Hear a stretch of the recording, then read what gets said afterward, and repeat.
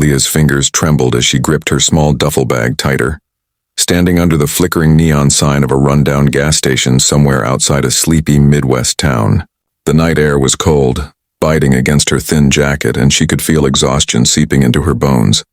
She had been walking for hours after her car broke down on a deserted stretch of road, with no cell phone signal, and no one willing to stop for her. The world suddenly felt larger, colder, and far less forgiving than she'd ever known it to be. For the first time in her 22 years, the daughter of millionaire real estate mogul Richard Everhart was truly alone. Her father's empire stretched across states, yet she had run from it, from the mansion, from the empty luxury, from the loneliness money could never fill.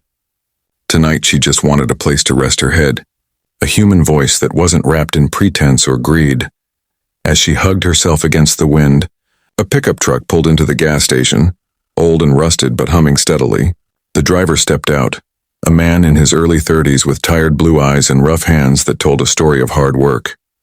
He filled his tank silently, then noticed the girl standing near the convenience store door, her eyes red, her face pale. "You okay there?" he asked gently. Malia hesitated before nodding, her lips parting but no words coming out. The man could tell she wasn't. "You lost?"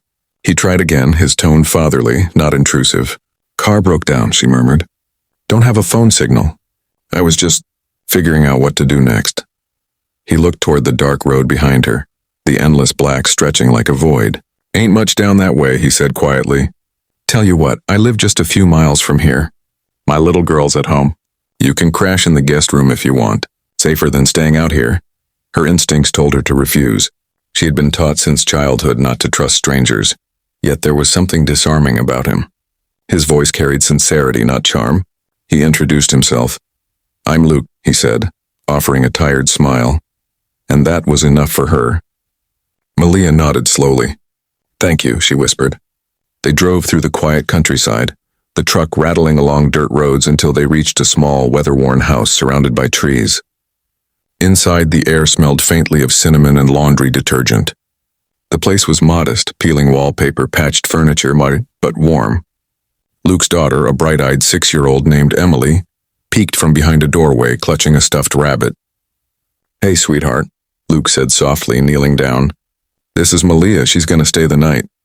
Emily studied the stranger with curiosity, then smiled shyly. "Hi." Over dinner, Malia watched the father and daughter interact with quiet awe. Luke served spaghetti, overcooked, unevenly seasoned but made with care. Emily giggled when her dad dropped his fork, and he winked at her as though the whole world revolved around her laughter. There was love here, unpolished but real. Something Malia had never truly seen in her father's mansion, full of empty laughter and cold marble. "You're a good dad," she said softly when Emily had gone to brush her teeth. Luke chuckled. "I try," he replied, rubbing the back of his neck. "It's not easy raising her alone. Her mom left a few years ago. Guess she wasn't cut out for small-town life." His smile faded for a moment, but he quickly recovered. "Anyway, we manage." Malia's eyes softened. She wanted to tell him who she really was, the daughter of one of the richest men in New York, but she couldn't bring herself to. Tonight she wasn't Malia Everhart. She was just Malia, a tired girl grateful for kindness.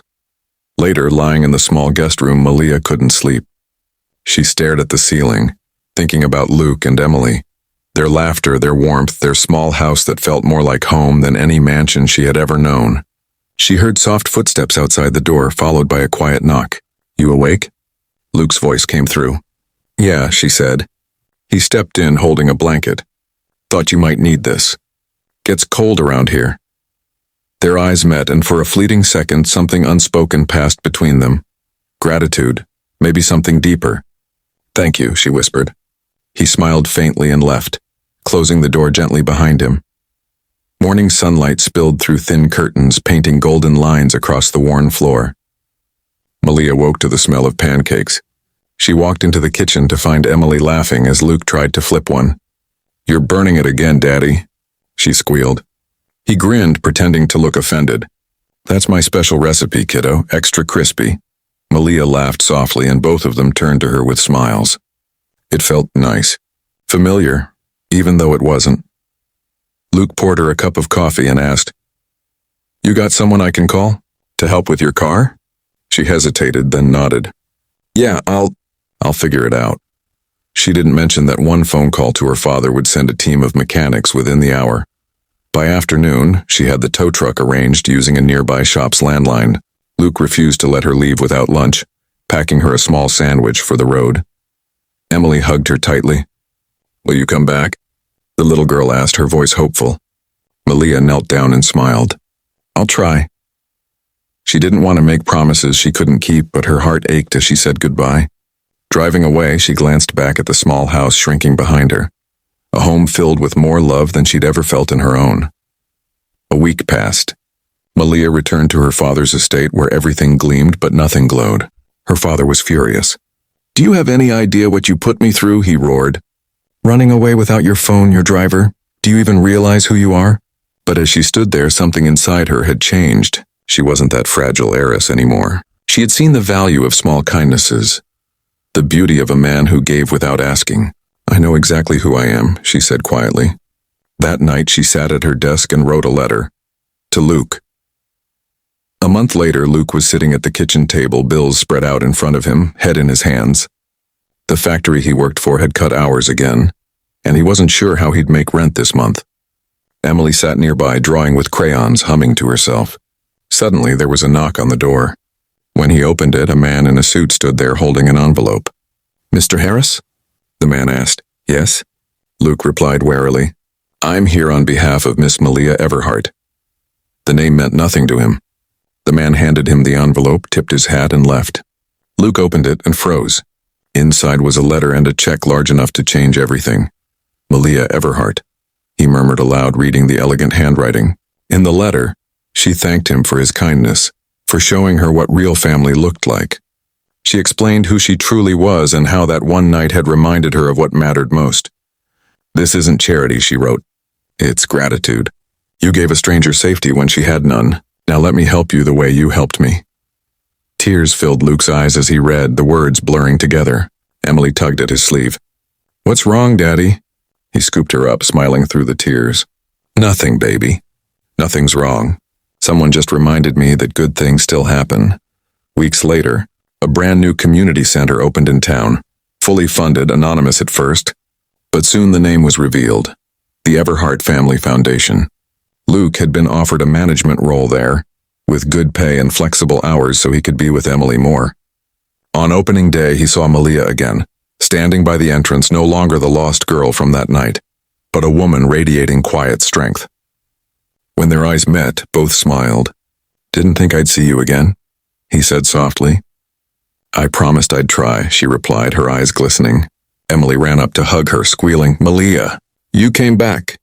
The crowd applauded as they cut the ribbon together, but for Malia, the real moment was the one after, when she stood beside Luke and Emily, watching children run through the new playground, hearing laughter echo against the sky.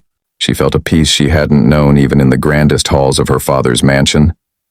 That night, as the sun dipped low and the world glowed in amber light, Malia looked at Luke and whispered, You saved me that night. Not from danger, from emptiness. Luke shook his head. Nah, he said gently. You saved yourself. You just needed a reminder of what mattered.